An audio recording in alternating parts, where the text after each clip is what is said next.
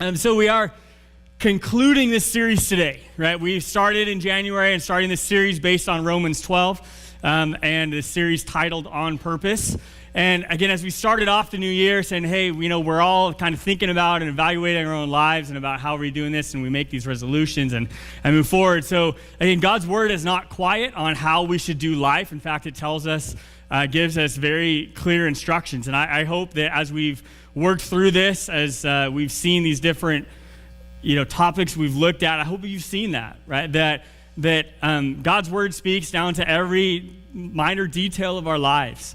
And hopefully, like I said, you've seen that. We see all of these lined out in Romans 12, and that has been our base text for this series. And like I said, we started out, it was the start of January, looking at our time and how do we use that on purpose and for God's glory. Then we looked at our money. Last week, we looked at our talents and abilities and how God has given all of us different gifts. And then how can we then use those for His glory and to unify the church. And then today we are concluding this series as we look at relationships. And I said this one we've left for the end because just as I mentioned last week and kind of already started talking a little bit about relationships a little bit last week, is that again, they all overlap, they all intermingle. I think if you do one of them right, it's going to affect the other ones. And this one is the most of those four. In fact, our relationships are affected by everything in our life. And just as we look all the way back to Genesis 1, we see that when we were created in God's image, is that the part of that image of God that we were created in was relationship. In fact, we were created for a relationship. And so as we see that, we know that. And again, that's why everything in our life kind of centers around relationships. And so today, as we, again, conclude this series, we're going to be looking at this topic of relationships. Now, we live in a world that has more people in it than ever before. Okay, the world's population continues to grow every year.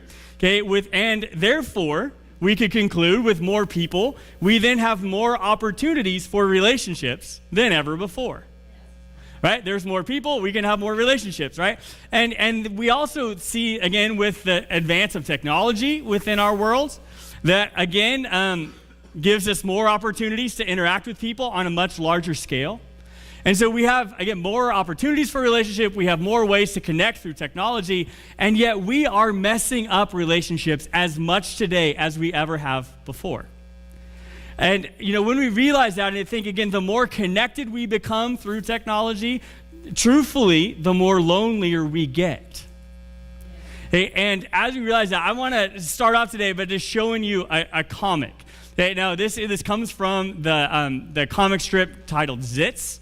It talks about teenagers is what this comic strip is set on. But again, I think the world of teenagers we see, I think, speaks to a larger world. And so, when we think about, again, relationships and how are we messing up and is technology helping us with it or not? And we realize, just look at this comic, and I think it's very telling. Oh, I did it again. I hit it too many times. Thank you, Jeremy. Hey, we see, again, this comic strip, we see this huge crowd of people, right? They're at a barbecue, they're hanging around. And this one girl in the middle on her cell phone says, "Thanks for calling me back. I really need someone to talk to." Hey, now, like I said, we see this, right, this represents our world, doesn't it? We are surrounded by more people than ever before. Right? We have more chances, and just like she's got her phone and she uses her phone to connect with somebody, and she's looking around saying, "I have nobody to talk to." Right? And she's literally surrounded by hundreds of people. And I think as we realize that and look at that, I think look at our own lives and say, I am surrounded by more people than ever before. Right? I have more opportunities, whether it's through my cell phone or through the internet or whatever it would be, to connect with more people than ever before. And yet, do we feel like this girl? Right? That I have nobody to talk to? That I have nobody to confide in? That even though I'm surrounded by people, I am incredibly lonely? And as we think about that and realize that about our own selves, I think we all feel lonely at different times. And the reason I think that is a part of the emotions that God has put in us, and the reason we feel that is just because, again, going all the way back to the very beginning, the fact is that we were not created to do life alone. We were created for a relationship. That was a part of God's design in humans when he created us. Hey, again, we see this all the way back in Genesis when he created humans. We see Genesis 2:18. He says, then the Lord God said, it is not good for man to be alone, and I will make him a helper as his partner. Again, now Adam already had a relationship with God. He had a relationship with his creator, but yet God still looked at it and said, hey, this is the only thing in the entire creation story that God looks at and says that it is not good. If you read the Genesis account and the creation account, everything else, God says it's good, it's good. In fact, he even created Adam. He looked at it and said it is very good. And then we get down into Genesis 2 and he says, wait a minute, this is not good. And then God solves it for Adam, doesn't he? Right? We say, so he created another human being, right, in Eve, and then told them to populate the earth and to fill the earth with more humans. And we see, again, God created us for not just relationship with him, but also with each other. And as we see that from the very foundation to know we were not created to do life alone. And with that, our society knows this. Okay, and in fact, a lot of technology and a lot of even tech-based companies are based on this premise, aren't they? Right? Because if we were created to do life alone, we don't have to talk to anybody else, we would not need a phone, right? We would not need, any way to communicate with anybody else. And yet, you look back, especially, a lot of some of the biggest companies in our world today. Okay, one of the grosses billions of dollars a year. Okay, in Facebook produces billions and billions of dollars every year. That company's entire business model is based on relationship, right? And on using this fact that we were not created to be alone, that we were created for relationship, and it has monetized it into billions and billions of dollars. And so when, again, our society knows that, again, we know that, but yet we so easily lose focus on our need for relationships in our lives. Okay, in fact, nobody ever reaches the end of their life and says, boy, I really wish I had a little more time to go to work.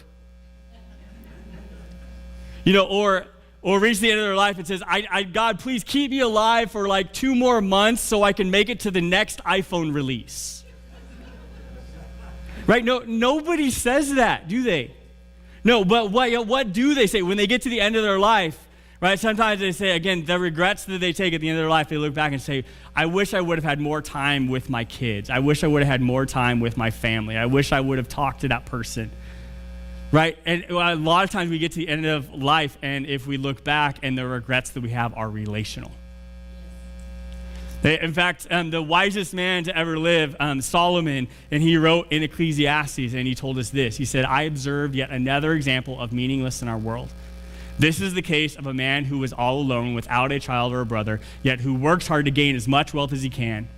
But then he asks himself, who am I working for? Why am I giving up so much pleasure now? Because it is all so meaningless and depressing.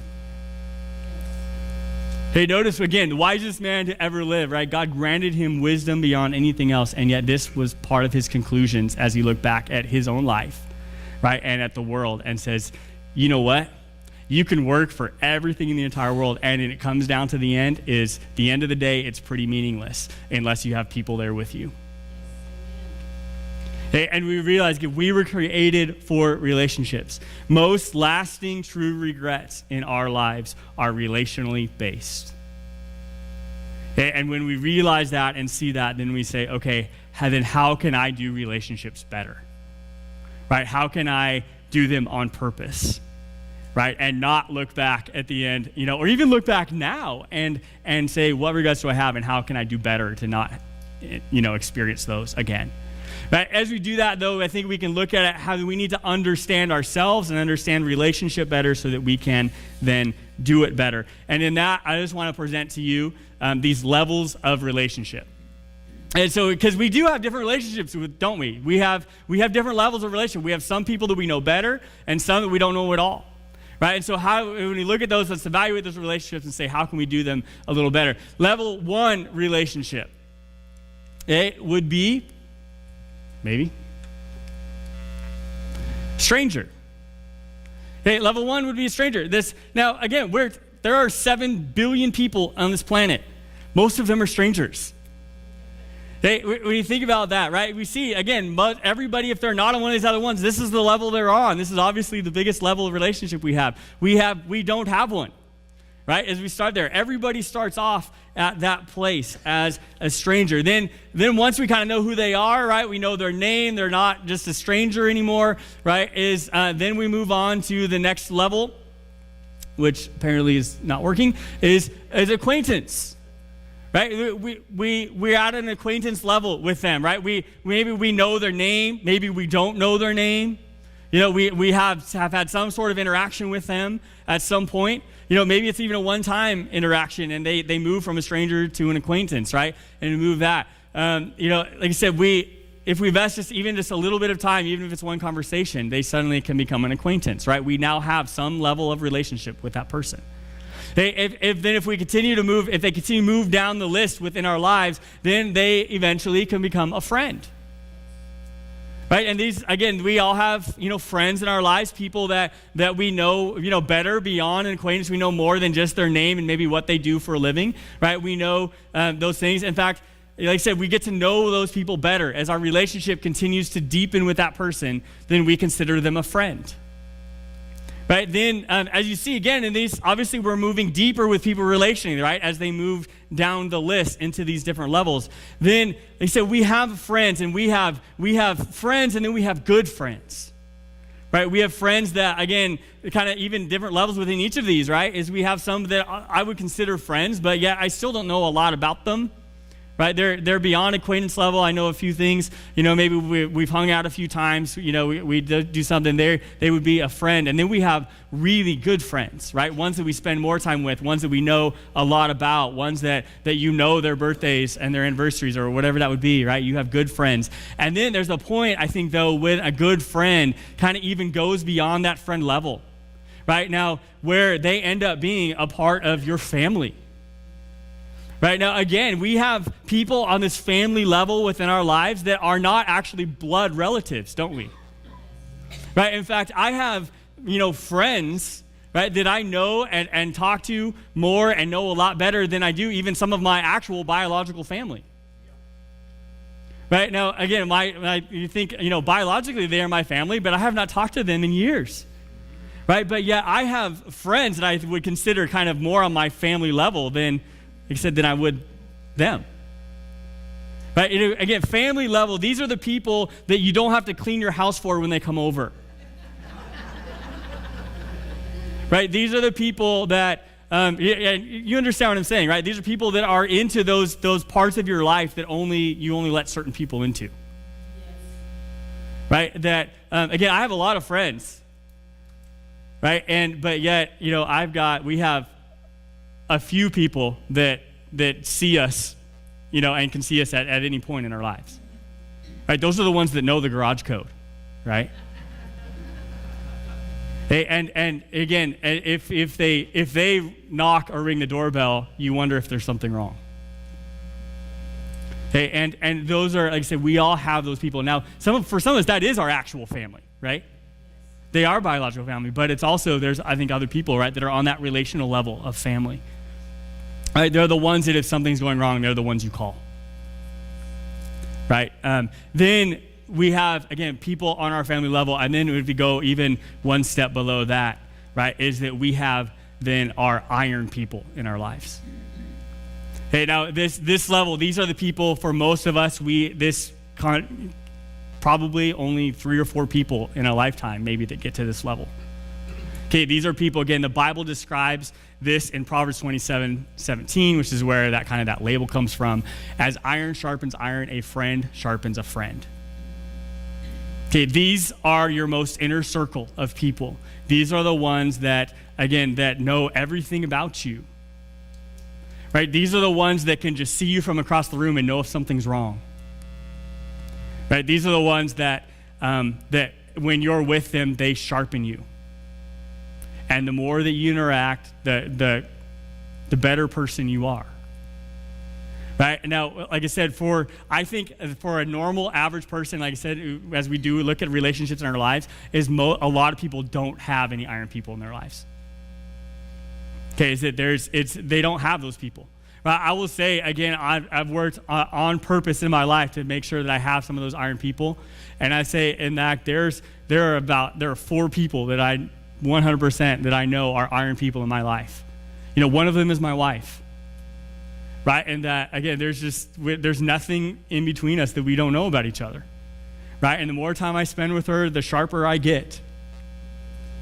Right? And in that, there's, like I said, there's a few other people. There's one of them, he's a youth pastor in Boise. His name is Ben. And I know a lot of really good Bens in my life, by the way, but his name is Ben, and he's a youth pastor in Boise, like I said, and in fact, I interned under him when I was in college.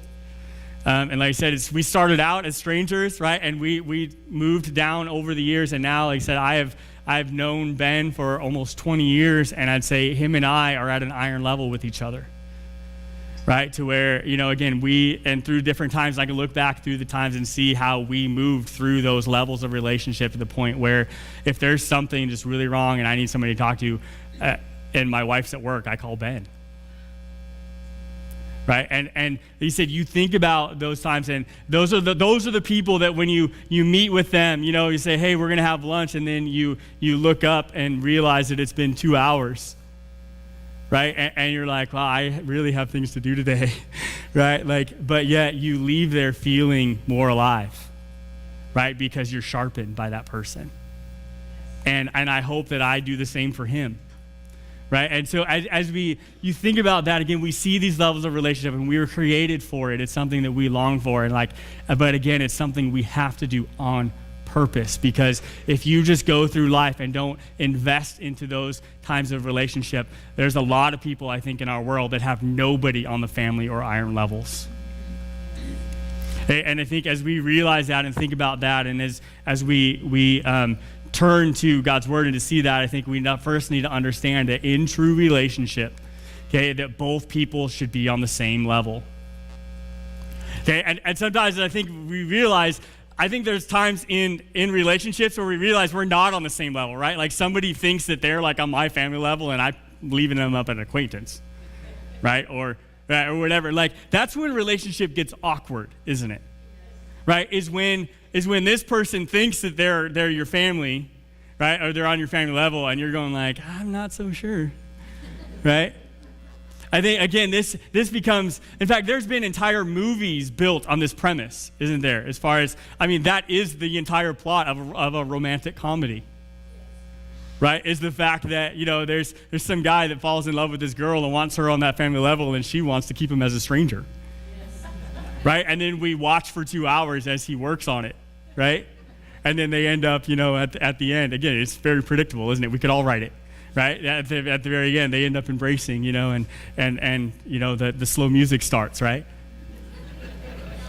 But again, what do we watch? What the plot of that entire movie is them moving through these levels of relationship, isn't it? Right? And the guy kind of wearing her down, right?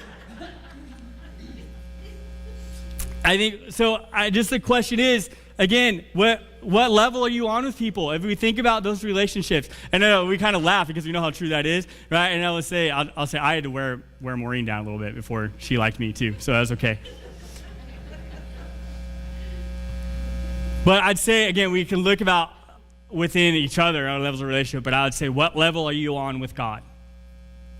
And as we turn this question around, what level? Because again, we were created for a relationship with Him and with each other.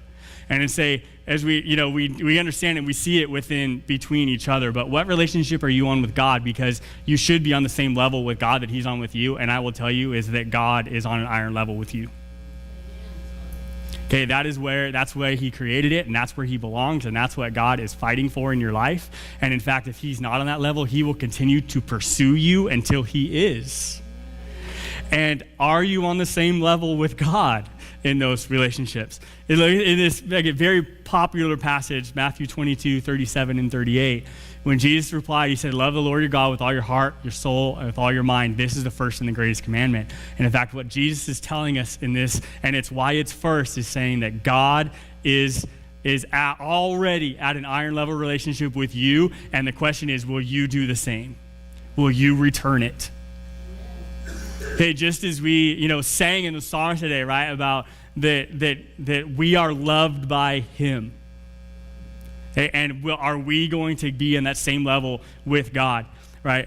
Can we be on that level? God is looking at you and saying, I love you, I've always been in love with you, and I want us to be at this iron level with each other. Now, as we think about this, how do we move somebody down the list, right? How do we do that? Whether it's a person or whether it's God, how do we move them to a deeper level of relationship? Well, the key to this list is time.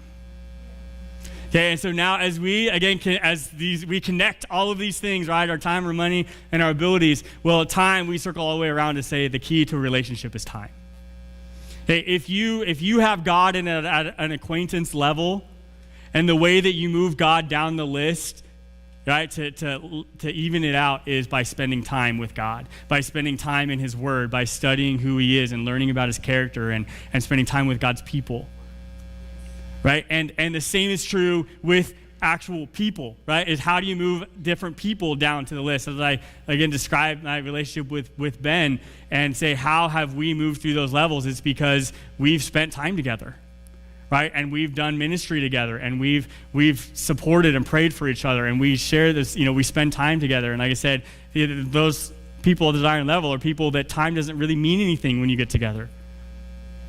Right? And to say is time is the key to that. The more time you spend with somebody, the faster they'll move down the list. And the less time you spend with somebody, they will actually move back up the list. Right? And when we realize that, again, the same is true within our human relationships as well as our relationship with God. Now, last week, I started picking on technology and social media a little bit, talking about relationships, right? And I will say is the same is true, like I said, technology and especially social media can enhance true relationship, right? Like, again, I can text back and forth with my wife, and that keeps that communication with us, and we can connect that way throughout the day, and that enhances our relationship, but it's not the entire level of our relationship, right? Technology and social media can enhance true relationship, but it cannot replace it. Okay, but again, that's how we oftentimes mess up relationships, is we replace relationships with technology, right? And so when we do that, then it messes it up, because technology cannot take you deep enough in those relationships, right? Technology, by definition, especially social media, is very surface, right? It's very acquaintance, right, and friend level, and it does not go deeper than that. And so we got to supplement that. I'll just this quick, like I said, to say this quick quote by this guy named Daryl Girardier. He's a writer and a blogger about technology and about how we use it in the church. And he says, I'm an advocate for churches embracing the digital world, but I don't want us to fall into the trap that is assuming that the digital world can replace or do the work that the church has been charged to do. Again, what is the work that we've been charged to do as the church? It's relationships. Again, we say it over and over again. The church is not a building. The church is people. Right? We know that. We've heard that cliche statement over and over and over again. But do we live that core value out in the way that we do relationships with each other? Because that is the work of the church. And he's saying, churches need to be on social media. And in fact, and I'm telling you, I think we need to be on social media, because that's where everybody is. Right? If we're going to fish for men, we got to fish where the fish are. Okay? And the fish are on social media. Right? And so we need to be there, but it cannot replace it. Right? We have to continue to work in that. Okay? So like I said, relationship takes work. Okay, and social media, if we start to replace technology for real relationships, it teaches us bad habits. Okay, because if I don't agree with somebody on social media, I can just block them. I don't have to work it out. Okay, and so again, that's a bad relationship habit. Okay, now out of our base text, right, in Romans chapter 12, verses 14 through 18, okay, is that we see this concept. Okay, and this is what it says. Okay, it tells us to bless those who persecute you. Don't curse them. Pray that God will bless them. Be happy with those who are happy, and weep with those who weep. Live in harmony with each other, and don't be too proud to enjoy the company of ordinary people. And don't think that you know it all. Never pay back evil with more evil. Do things in such a way that everyone can see that you are honorable, and do all that you can to live in peace with everyone. Now, those are great words, but they're also incredibly hard ones to live out. Okay, and again, as Paul instructs us to that, notice that he doesn't say that you won't have issues with people. In fact, he guarantees that you will, actually.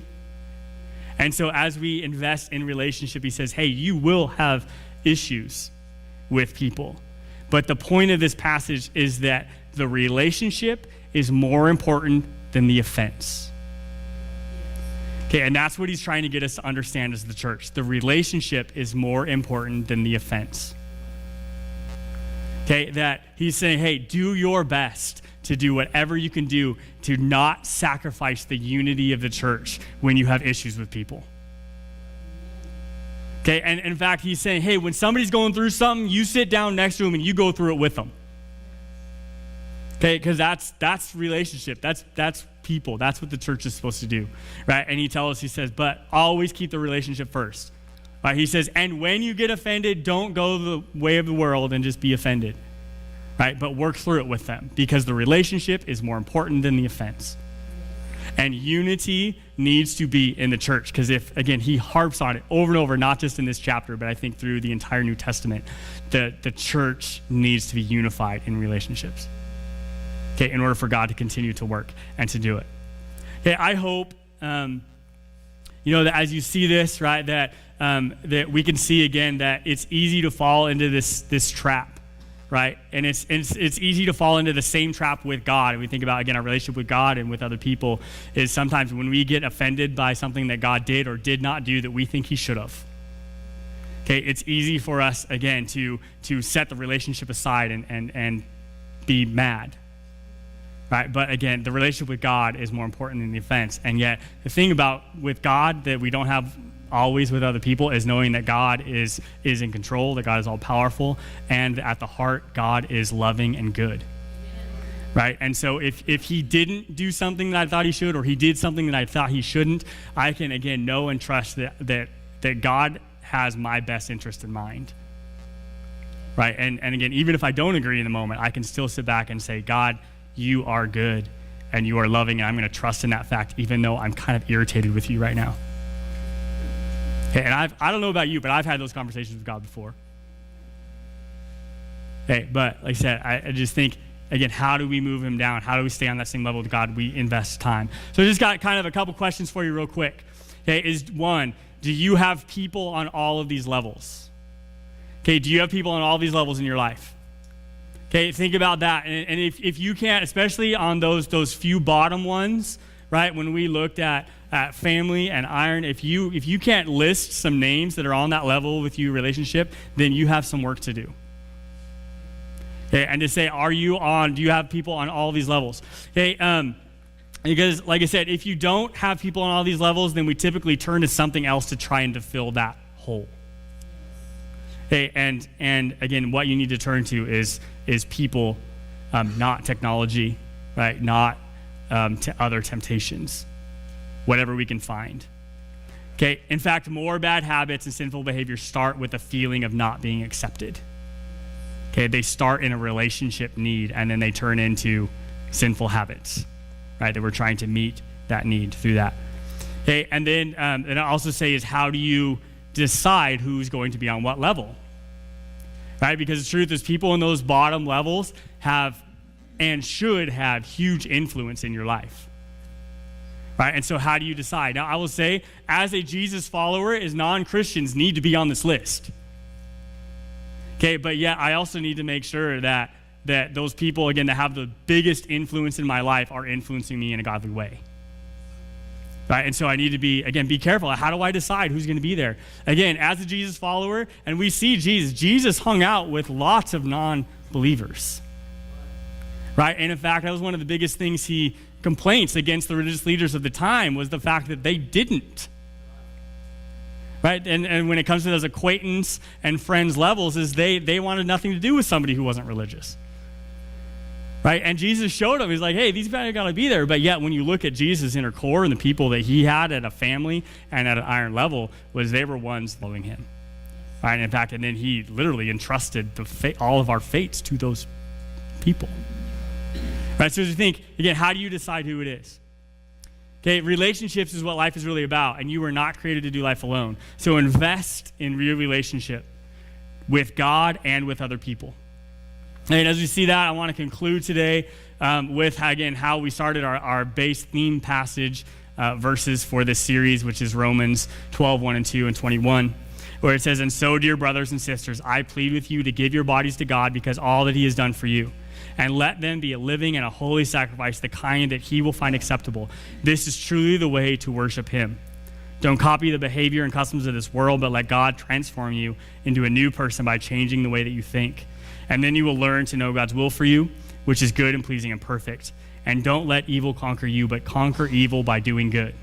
And I hope through this series, through these last 4 weeks, that your mind has been transformed as we look at these details of life in regarding our time, our money, our abilities, and our relationships. And I hope that you can manage them on purpose and for God's glory. And so that is my final challenge for us as we wrap up this series. It is that every aspect of your life can be an act of worship towards God. And are you worshiping him with your time, with your money, with your abilities, and with your relationships? So I will...